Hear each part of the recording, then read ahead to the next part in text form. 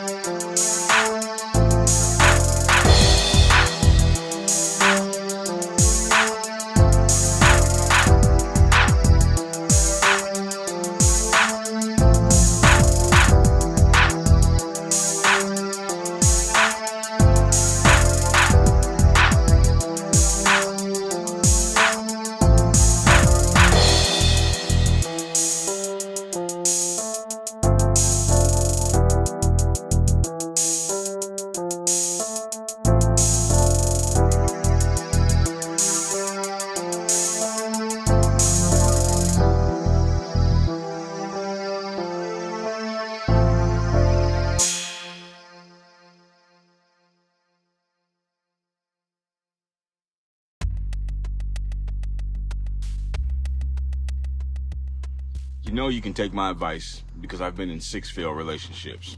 Without further ado, I found some topics on the internet that were posed by some people who were confused, and they were asking some questions and they wanted some guidance from a person they didn't know. So I figured I would be the greatest candidate for that.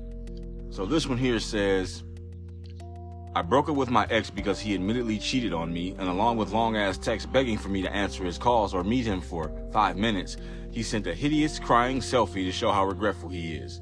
I feel the urge to post it online, but I know that's kind of cruel and his friends would see it. Foul play or well-deserved? Well, I personally I've made a previous episode about this. Revenge is a dish that's best not indulged in. Like, you could do it and it'd probably feel good, but like at the end of the day, it highlights what a terrible person you are. Even though he admitted he cheated on you, like, just because you're salty about that and deservedly salty, it doesn't give you any authority to just go and, leak out the inner details of your relationship out to the public simply just to put him down. Like, what do you really gain from that? Like, what do you actually net from engaging in that course of action? Like, okay, like, you feel better, he feels worse if he feels bad at all. I know at this point I don't really think much of it in that sense. Like, it's not like it's the end of the world. I'm not saying it's a good thing, but it's like, all right, you cheated. Like, did you not, you didn't crash my car though, right? You didn't set my house on fire, right? Like, that's kind of where that falls among the priority of like negative things I don't want, just me personally. But yeah, I think you should just, if you're gonna be done with them, be done with them. But the whole get backs and being childish and shit, it's always gonna ultimately reflect poorly back on you, because like, you're petty enough to engage in this kind of shit. Like, just call it quits, man. People fucking break up all the time. There's no reason to, and I'm guilty of this. Just even a couple weeks ago, I sent a rude ass message to my ex, but I thought about it for a week. I'm like, this shit's still on my mind. Like, I know I did something wrong. Like, I sent the message, apologized, and we spoke, and it was that. It's like, I'll never date you again, but like, when I'm back in that area, hopefully you're civil enough where we can have a drink, we can chill, we can do something like that. It ain't gotta be all that. But in the meantime, I apologize for being a dick, and I'll catch up with you. So yeah, there's that. Another one says, when asking someone out, do you have to use the word date for it to officially be a date? And I think this is a stupid question. This question is stupid. There's no substance, there's no meat in this question, but I figured I'd answer it anyways, just out of the sheer lack of thought and energy put into this question. Like, when asking someone out, do you have to use the word date for it to officially be a date? Like, a date could be like an appointment. Like, you have a date at the fucking hair salon, or you have a date at the fucking at the human services office at the DMV or some shit. Like, date is a real ambiguous term. It's kind of like, it's got the flexibility like the word motherfucker has. Like a date could be a person, a date could be a thing, or a date could, a date could be an idea, a date could be a place. Like, I've got a date at such and such, I got a date at Charlie's, like, date's a real ambiguous word. It's real flexible. So but no, you don't have to use that word. Like, if I say, hey, do you want to come to my house and have sex with me? That's a date, but I don't have to say, hey, would you like to go on a date with me to my house and have sex with me, so it's a date. Like, if you invite a person to an event or for some type of one-on-one, like, heads-up encounter where it's just you and this other person, and y'all going to do something with the implied intent that you're trying to get to know each other better, that there's some kind of chemistry, there's some type of spark that can ignite and become a flame at some point. So not using the word date doesn't disqualify it from a date. Like, if you guys go out to fucking shoot a game of pool and have a drink, that's a date. If you guys go out to the movies, that's a date. If you guys go sit in the park and watch the birds and count the squirrels, that's a date. If you guys sit in the car and smoke a blunt, that's a date. I think we don't need to put this much pressure on the verbiage and on the language to where, like, nobody, like, it's gotta, like I said, date's a flexible word, but something's gotta fucking mean something, man, or otherwise we end up asking questions like this, which come off relatively simple, but we don't really know how the fuck to answer it. Like, do I gotta use the word date? Like, is the shit really that technical? So, like, a chick would just go out with me and do all this shit. It was like, you never said those were dates. Like, what the fuck? Come on now. You don't have to use the word date, but, if you've invited someone or you've accepted an offer to a one-on-one outing, you're not taking a third wheel or anything, or no double date. I mean, it's even, if you're not doing anything like that, it's a fucking date. Like, that, I would describe that as a date in every sense of the word. All right, another one here.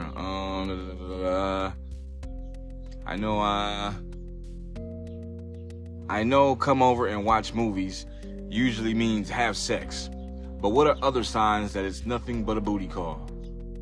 Well, what other kind of calls do you get from him?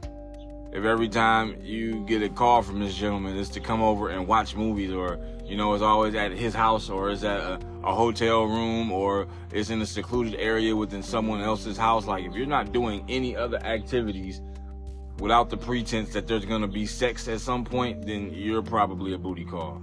Like, if he's not just hitting you up to, like, have dinner, or, like, fucking y'all go work out together, or, he's sitting here and y'all talk on the phone for maybe 5-10 minutes or some shit. Y'all have extended little mini conversations, or you're not, if the end game of every interaction, or most of the interactions, a large majority of the interactions end with you getting fucked, like, not like negatively, like intercourse, coitus, if it results in you getting dick down, then you're probably a booty call. And there's nothing wrong with that. Like, you can do that. That is an action you can take, and it's not, there could be worse actions you could take regarding your sexual health and life. But it's not, you kind of don't, that's a real step in, step out. It's like being in the eye of the storm. Like, you don't want to dwell in that spot, because the storm is moving, and pretty soon that eye you're standing in is going to be the fucking, not the eye.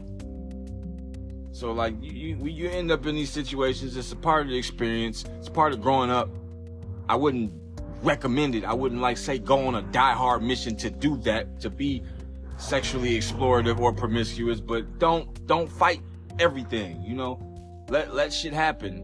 But if all you're doing is putting some shit on the TV, and, like, you gotta be in a bed at some point, or y'all, it's like close contact, like all that type of shit. If it's not like y'all getting together to, like, do a skit, or fucking, like, it's gotta be like some activities that just that ain't overlays for the underplay of intercourse.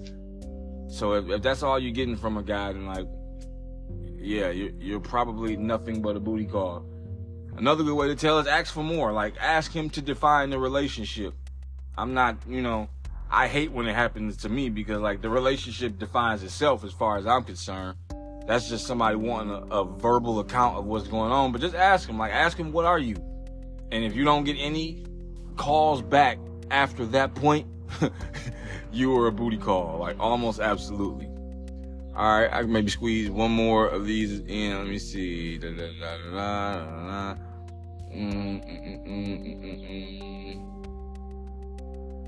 Okay, so I think this might be. You know what? I'm gonna just do this one. Wait, what? Hold on. Okay, yeah, I think this would be a good one to close out on. It's a little meaty. If a close friend likes or writes a compliment on one of my ex's pictures on social media, and the only reason they even know each other is through me, am I wrong for being irritated at it? Now, to answer this question, I would not say you are wrong. You're not wrong like 2 + 3 = 6. That's wrong. You're more like 2 + X = 6. That's more your equation. Like, you can get irritated at whatever the fuck you want to get irritated at. The irritation is an event that happens solely within your consciousness. So like, you being irritated they don't get like a mental notification, nothing rings on their phone. Like, without some type of signs or symptoms, they don't ever know you're irritated. So when you really think it out, like, you gotta just kind of have good judgment. In order to have good judgment, you gotta leave the vast majority of your emotions, you gotta leave them at home. You can't be making sound judgments about situations like this, which I would say is pretty touchy, with too many emotions, because your emotions are fleeting and logic is much more consistent, and it will be there tomorrow. It will, if it does change meaning or things, it's going to be a period of time, because a large event needs to be carried out in order for you to have a different hindsight perspective on something. But I mean, if it's just innocent conversation, like if you don't really have any evidence, hard evidence, like some damning text messages, some damning photos, you're not wrong in the sense like you're incorrect, but I do think it's not a worthy endeavor to pursue and expect to get any positive ROI out of that shit. Like, if you do this, it's a complete pleasure venture. Like, it might make you feel good. You might actually even get to inflict the counter punishment that you want inflicted, and then some maybe.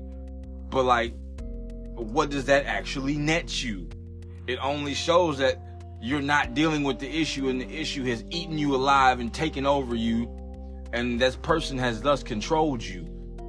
So you're not incorrect, but like, being wrong at it is not the suggested response to something that could absolutely be innocent, innocuous.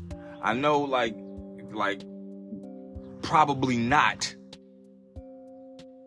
And they very well might be screwing around behind your back or doing some suspect shit. However, if you can't prove that, like if you can't win an argument by reason or by humiliation or by opponent submitting, backing out, not wanting to participate in that discussion no more, excuse me, you gotta have some hard evidence, like real hard evidence that like is undeniable.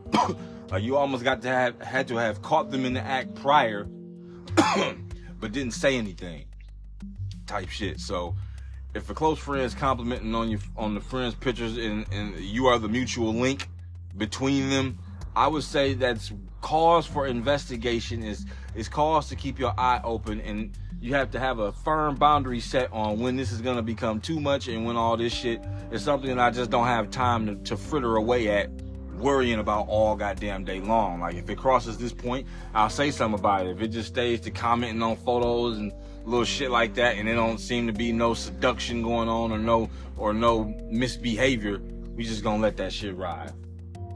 This has been dating advice from a stranger. I hope it works for you, but on the inside, I'm secretly jealous, and I hope you fail. Enjoy the rest of the show.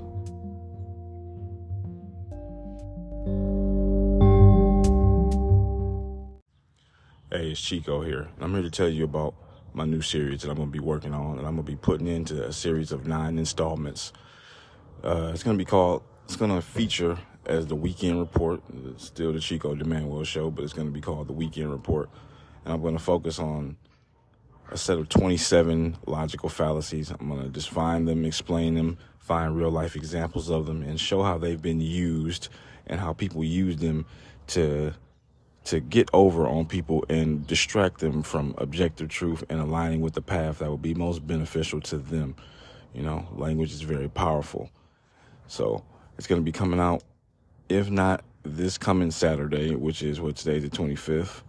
So we got Wednesday, Thursday, Friday. It'll be 29th. If not the 29th, July 29th, 2023. The first installment will be coming out on the Saturday following that, or Sunday, because it's the weekend, but most likely Saturday. So yeah, it's going to be called The Weekend Report. It's a 9-part series which delve into 3 different logical fallacies each week. And the point of this is to help educate people on how to communicate effectively and how to take stances and have ideals and values that represent the wants and interests of everybody and help contribute to a culture that can articulate itself and stand out and have an identity, because we're really lacking that right now. And I think a lot of it is pseudo-intelligence. People think they're smarter than they are, like Dunning-Kruger, all this and that. Like, people highly overestimate themselves, and that has consequences. So we need to, I'm going to do my part to make sure that the next random encounter that you have when debating of tense or important subject comes to matter, and that both of you guys can communicate effectively. You guys can have a mutual respect for one another without it escalating to violence, and you know, things can get done. Like we culture can be defined. Things can have concrete and cemented meanings again. So be looking out for that. Either this coming Saturday, July 29th, or the following Saturday, the Weekend Report, 9-part series on Chico de Manuel Show. I'm going to have fun doing it. It's going to be a great project. And if you want to donate or contribute to this in any way, I have Cash App. It's $pay Chico now, all one word. If you want to give one time, if you want to give more, whatever you want to do, it would absolutely help. You know, I'm trying to do my part. I'm trying to follow my heart and do something useful and something memorable for the culture in a desperate time of need. So yeah, once again, I have Cash App. That's Pay Chico now, all one word. If you have Chime, you can send me money through Chime. It's $Chico de Manuel, all one word. And you can contact me. You can get in touch with me if you want to support in any way. I would appreciate anything.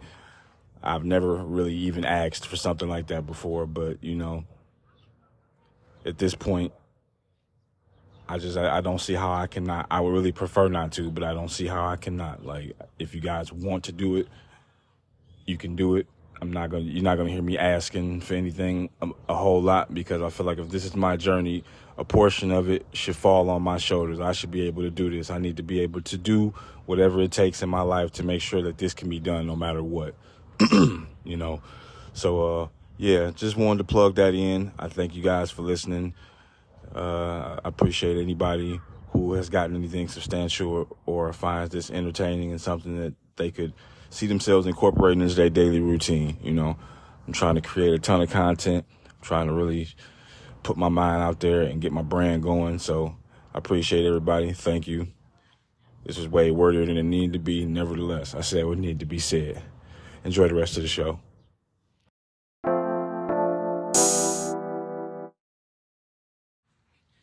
Movie nerds, listen up. This segment is going to be for you. Also, I'm going to be smoking dabs throughout, so if you hear me dying over here, that's all that is. I'm dying. I'm dying. People are dying. Trump 2024. Okay, so let me scoot on over here. So about this Barbie shit. This movie, first of all, before I even praise, criticize, whatever I think I'm going to do with it, I feel it necessary to say that I was never going to watch this shit anyway. Like, it's not aimed at me. It's not meant for me.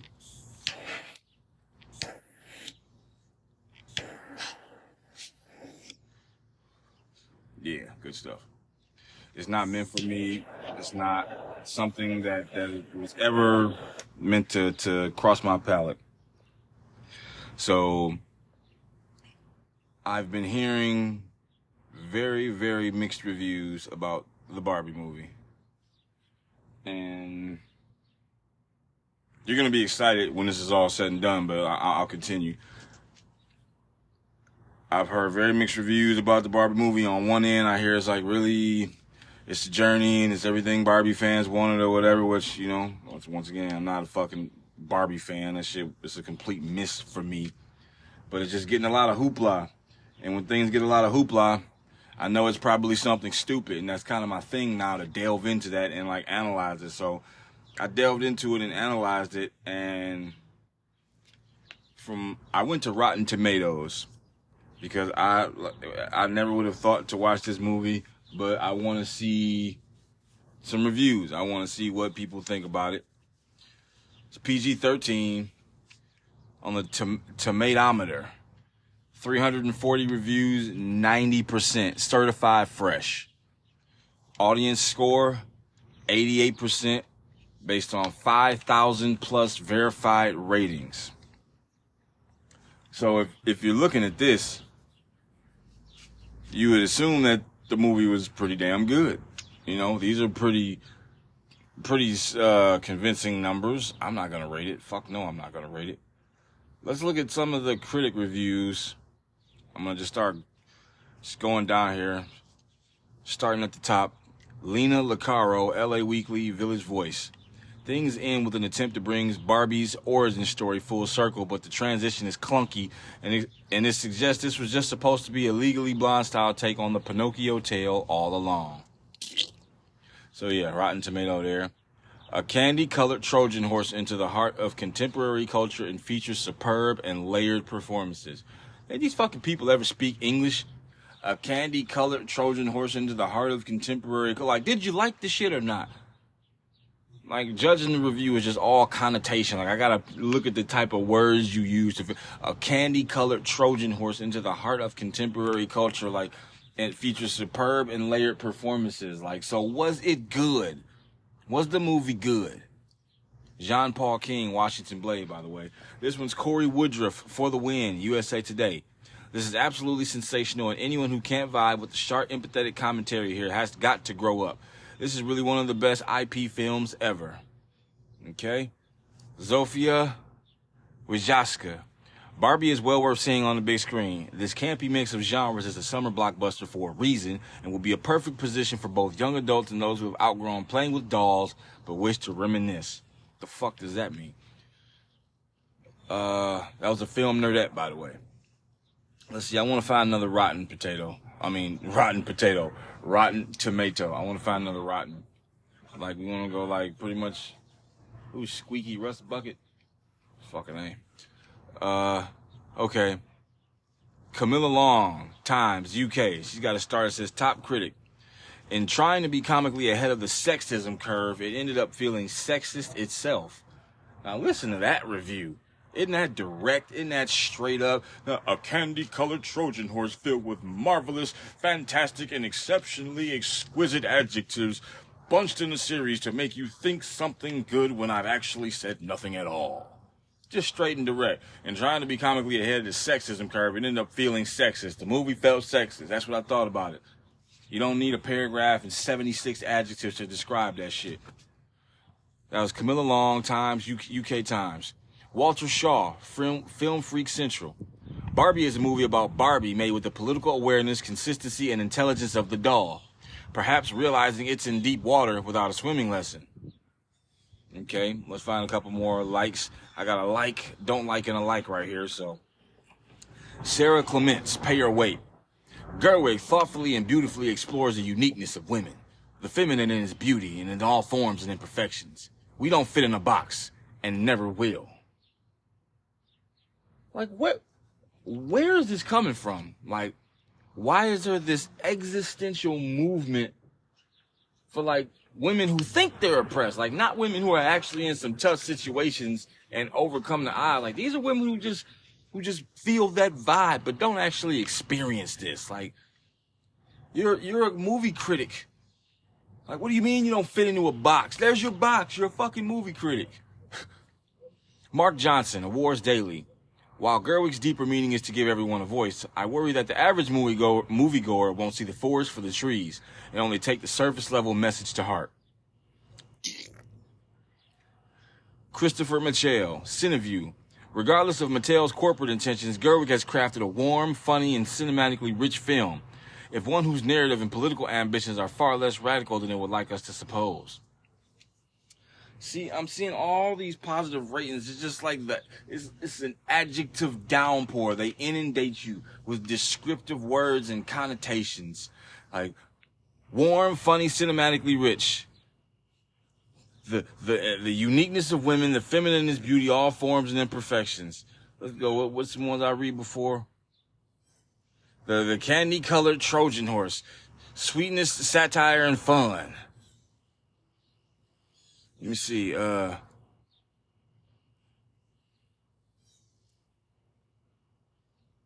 Yeah, okay.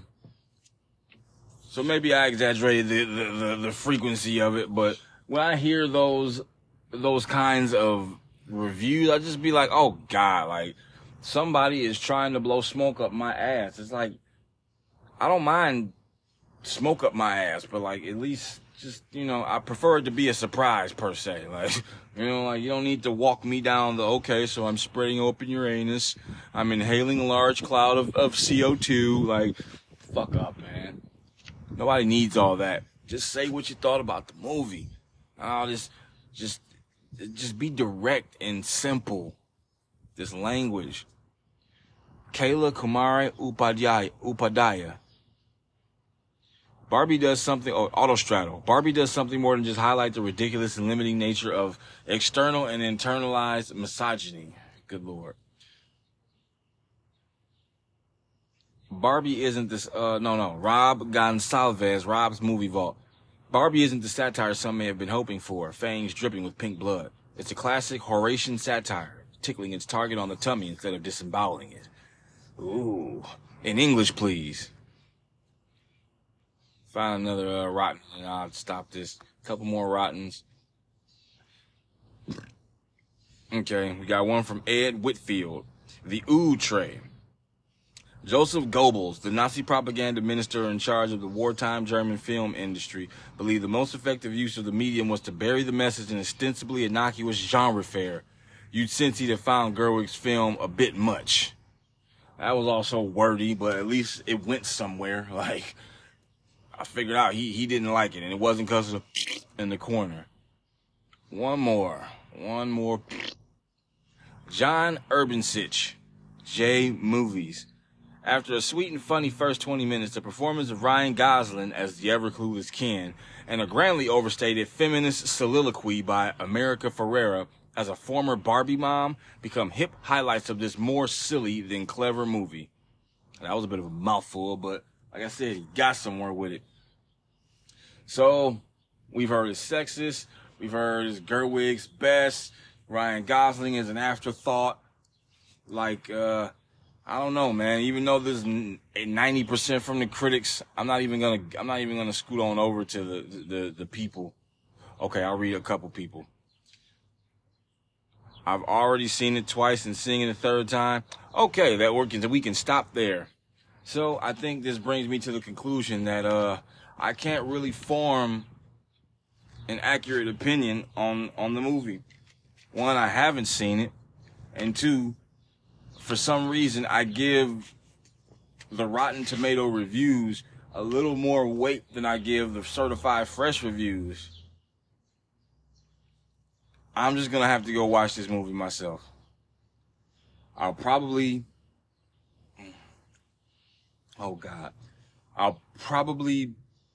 do it tomorrow.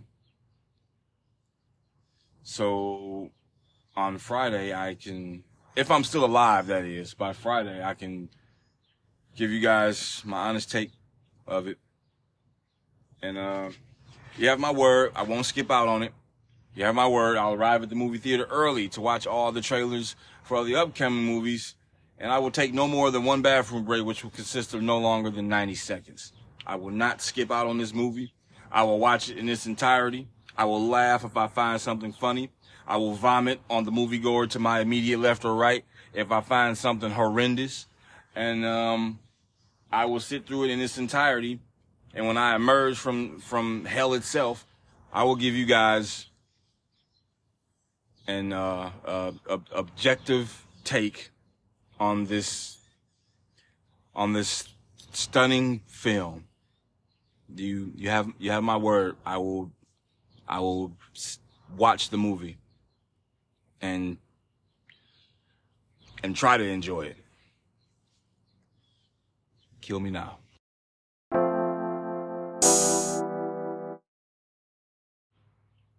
All right. This one, courtesy of the Daily Wire. Wisconsin school district sued after teacher's gender transition announcement, by Mayred Elordi. God, I hope I said that right. Quote, all I'm asking for is a school district to provide what was told to my children. A parent is suing a Wisconsin school district after school officials announced a teacher's gender transitions to students as young as elementary school without parental notification. Leah Buckman, a mother in the Eau Claire area school district in western Wisconsin, filed a complaint Monday accusing the district of violating open records law and keeping parents in the dark about the teacher's gender transition announcement.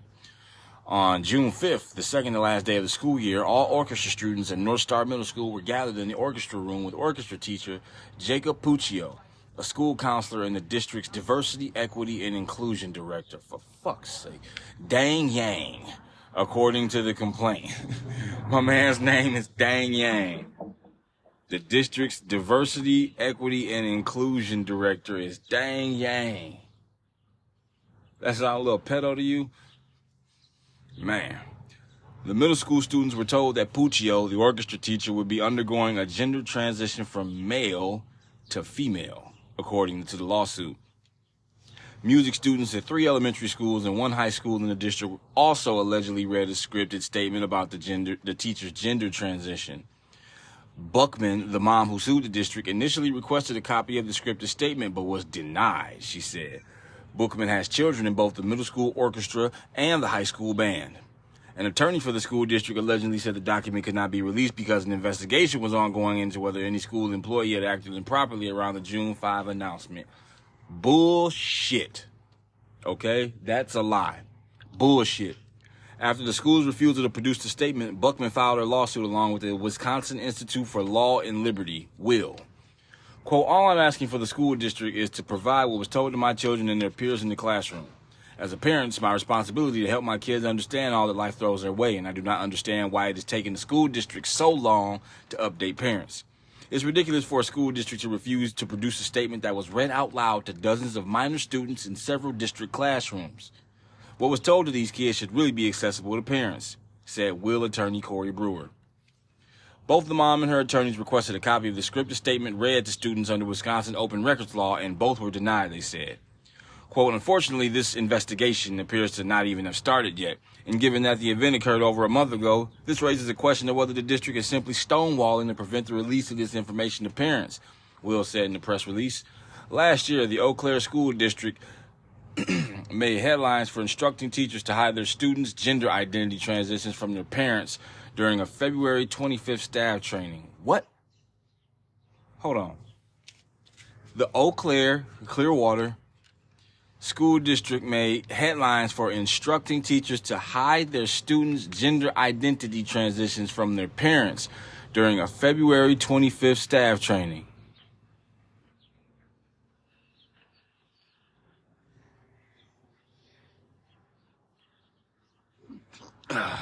Okay.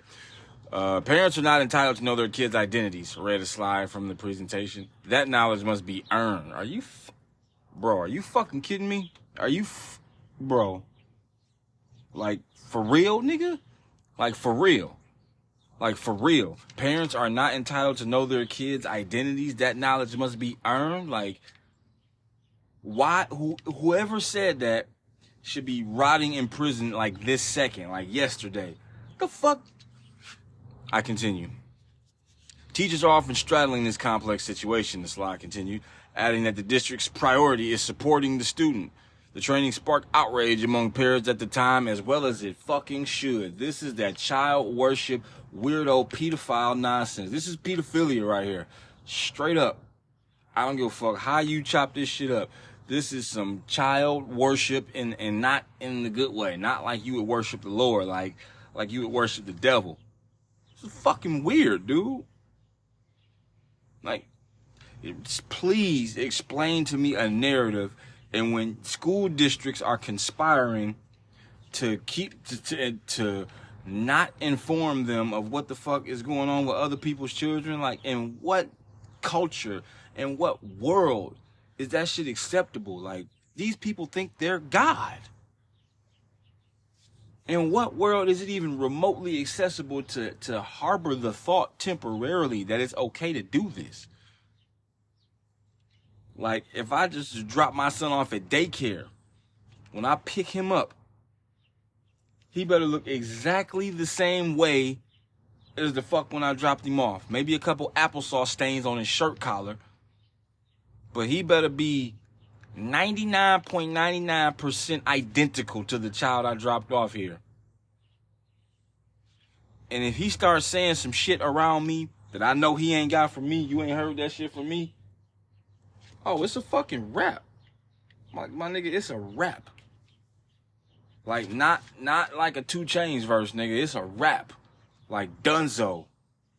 Like, I'm probably gonna go to prison because I am totally and 100% comfortable and willing to physically harm somebody over the well-being of my child. Like, I don't have children. But if I did, I would be as defensive of my children as Cruz D'Amato was defensive of fucking Mike Tyson. Like, bitch, if you even blink in my child's direction, I will wring you out in broad daylight. Like, I would violate you physically. Like, I would fuck you up. Because that's how important defending the well-being and integrity of my children is to me. Like, there is no fucking way this would ever fly. Ever.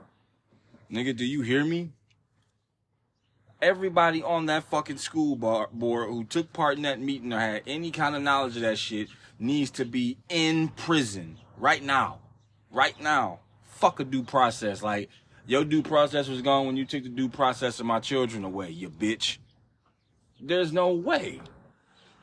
This is outrageous. I'm talking about, I gotta earn my kid's identity. Like, that's mental illness. If somebody said, if I heard, like, that's some banter I expect from, like, some homeless fucking guy on the side of the road or some shit, or some guy, like, howling at the fucking sun or some shit.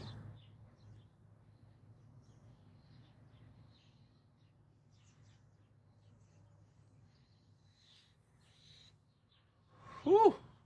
Good. Yeah, these are not statements that I find flattering, leaving the mouths of adults who work on a fucking school board. Not okay. This is 100% not okay. I'm 100% behind this lawsuit because I'm also 100% sure that this isn't the first time this has happened. Saw YouTube short of another mother who had to take this shit to court because she wanted to get a curriculum. She wanted to see a rubric for what the students would be learning that year. And they told her she had to go to the courthouse and file a claim with the clerk of public records or some shit like that. And she did this shit so many times and was denied each time. It's like, how insulting that must be as a parent. I'm not a parent, but if I were a parent, and I entrust my child into this school district thinking that they got my child's best interest at heart and this is the finished product, I'm ready to fucking assault people. Like, this is a outrageous miscarriage of civil duty. This is some satanic, demonic, weird ass, off the wall shit. I don't know where this came from. Don't want to know where it came from. I wanted to go where the fuck back it came from. Go away. This is pure evil.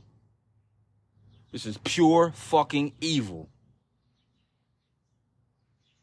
there is no angle to defend this type of behavior. Everybody at school board need to be completely washed out. Even the people that didn't have nothing to do with it.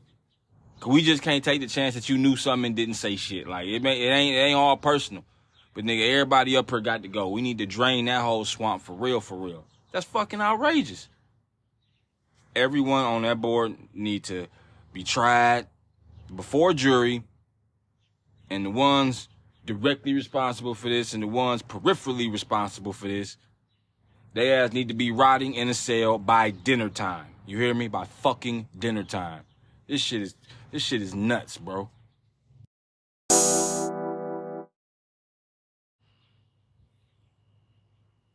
Once again, courtesy of the Daily Wire, LeBron James' son suffers cardiac arrest during basketball workout.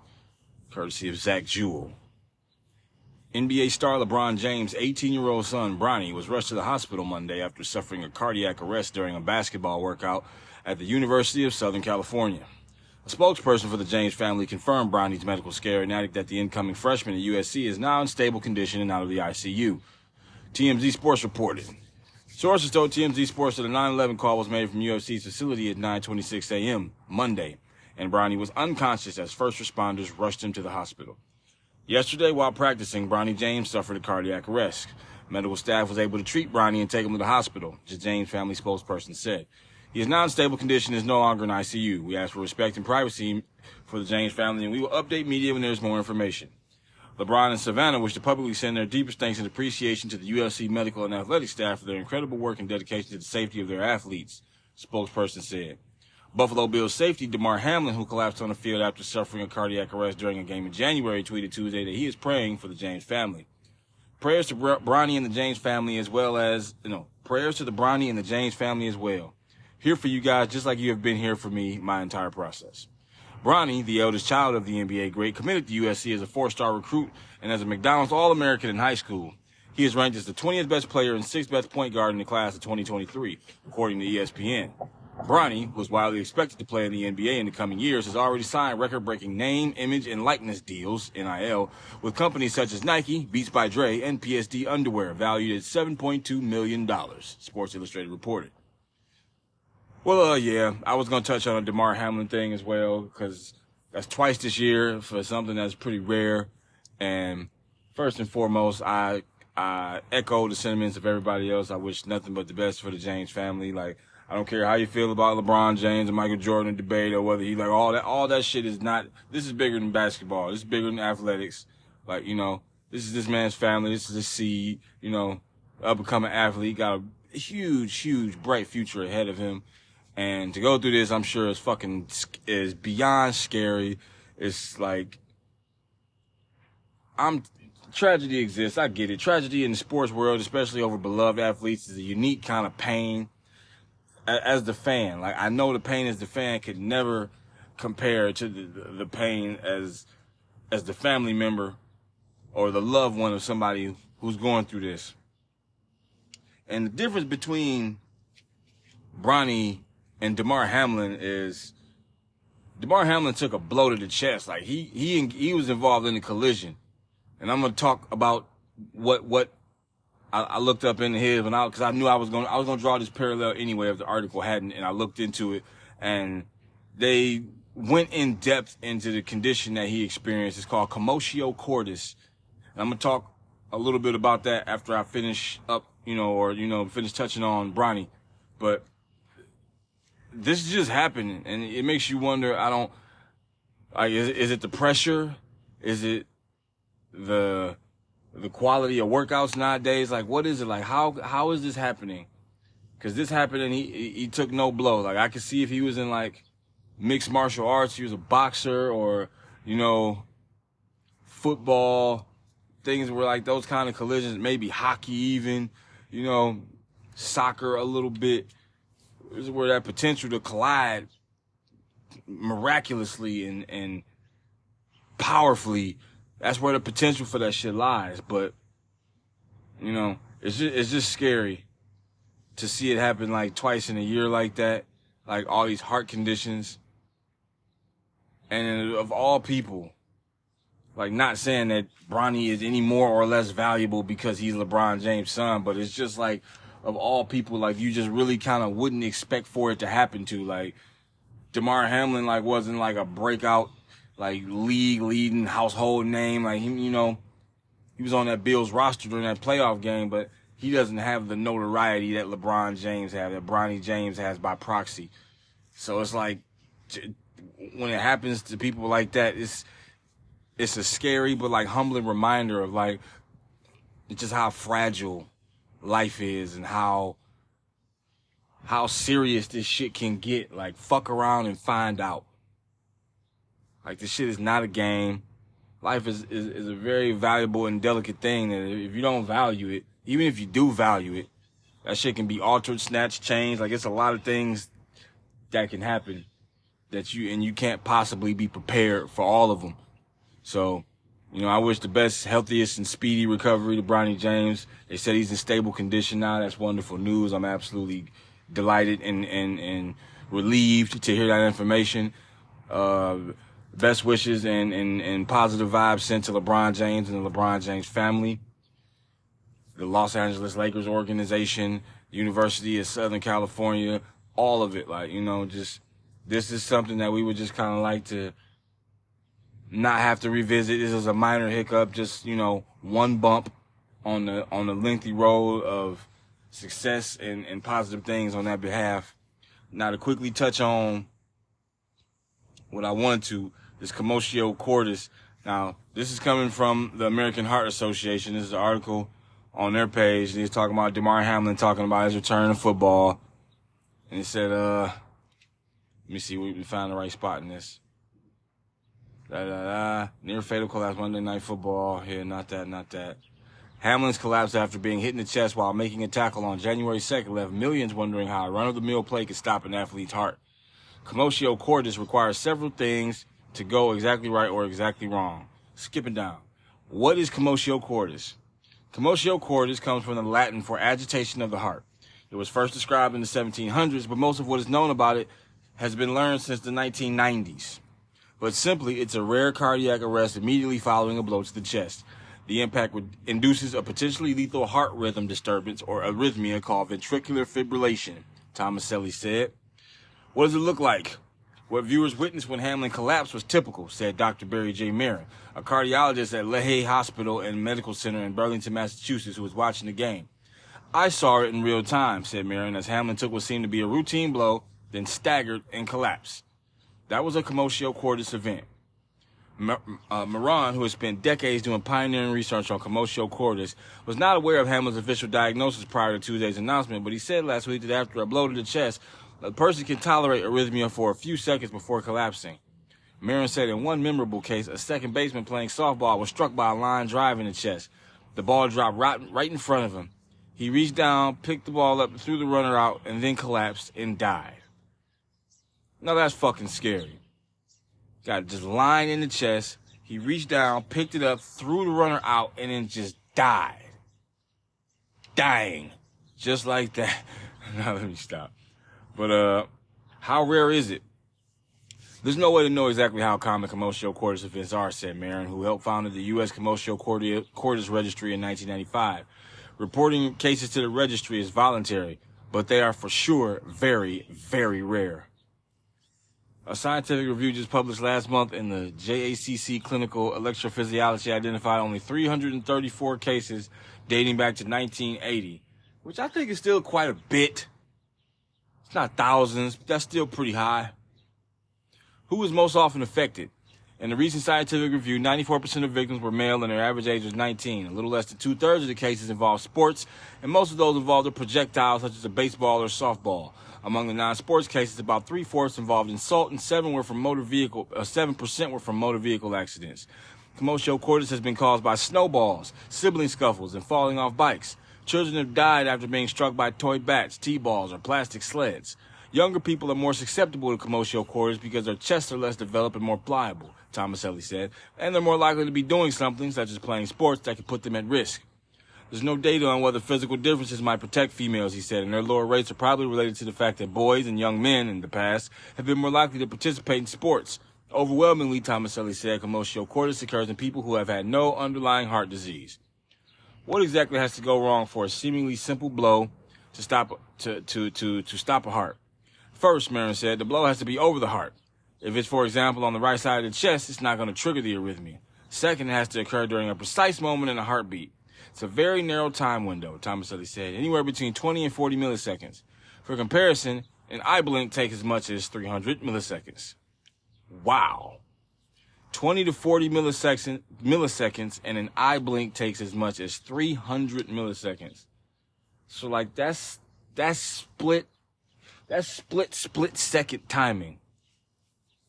Finally, the blow must not be too hard, not be too soft. It's kind of a Goldilocks phenomenon. If the blow is too intense, the heart gets bruised and commotio cordis generally does not occur. A less intense blow, even a soft one, Marin said, could trigger the problem. What sorts of safety measures are possible? It would be very hard to protect oneself from commotio cordis, Marin said. People have died despite wearing chest protection. Children have died from gently tossed balls that have bounced off a glove. It's a bizarre occurrence. But proper training in how to respond can make a huge difference. The Marin helped. A 2015 AHA, an American colleague of cardiology scientific statement that Marin helped write, showed that survival rates decreased in recent decades to nearly 60% by 2012. Tomaselli agreed that the best preventative measure would be to have more people able to recognize and respond to a cardiac arrest by calling 911, knowing how to perform effective CPR, and making sure automated external defibrillators, or AEDs, are available for all sporting events. It's not so much prevention as it is prompt treatment, Tomaselli said. What went right in Damar Hamlin's case? With any cardiac arrest, survival depends on people nearby acting to correct the problem within seconds to minutes. Tomaselli said on January 2nd, the chain of survival began with immediately activating emergency medical personnel, beginning CPR, and using a defibrillator. The reason he did so well is because he was in a situation where there was prompt and effective response, Tomaselli said. He acted that when there is no underlying heart condition, someone who has experienced commotio cordis should be able to turn to their usual activities. So that's what happened to Damar Hamlin. And whilst it's similar to what happened to Bronny James, the missing element is the perfectly timed blow to the chest. Nonetheless, it's equally scary, it's equally frightening. And like he said, people need to know how to do CPR and how to be able to respond in a situation like that without panicking, because panicking results in the death of everybody involved. We know that. That's not negotiable. So, with that being said, and this is on the fly off the top of my head, but I'm going to do this. By the end of the year, 2023, I, Chico de Manuel, will become a certified first aid. I will become first aid certified and performing CPR, operating an AED, the whole 9 yards. How to help somebody who's choking, how to perform the high. I haven't done that since my freshman year of high school. But I will recertify and become up to date at my expense to figure out the knowledge to be able to perform to perform these procedures in a tense and spur-of-the-moment circumstance. And I will keep it renewed and active at all times for the remainder of my life. I will make that pledge today on the Chico de Manuel Show, and it will be upheld by the end of 2023. You can rest assured. People need to know about this. It's serious, because it could happen to you. They said children being struck in the chest with toy bats have killed them, triggered commotio cordis. That's fucking frightening. And it's not so much as prevention as in prompt response. What more need you say? Thanks for listening to the Chico de Manuel Show. I really appreciate it. If you want to be a supporter of the show, you can send donations through Cash App to the cash tag $PayChicoNow. Once again, that's $PayChicoNow, all one word. I really appreciate it. It would really help out a lot. Thanks for listening. Until next time, I'll see you guys.